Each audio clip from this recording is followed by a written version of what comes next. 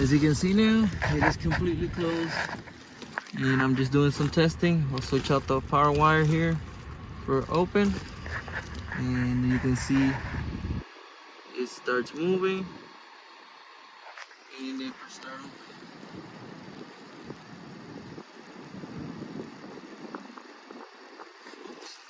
Same thing now, we're gonna disconnect it.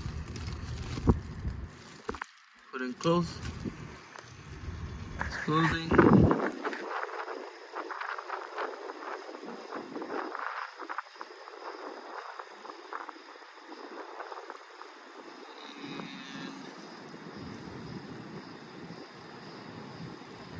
Close completely now.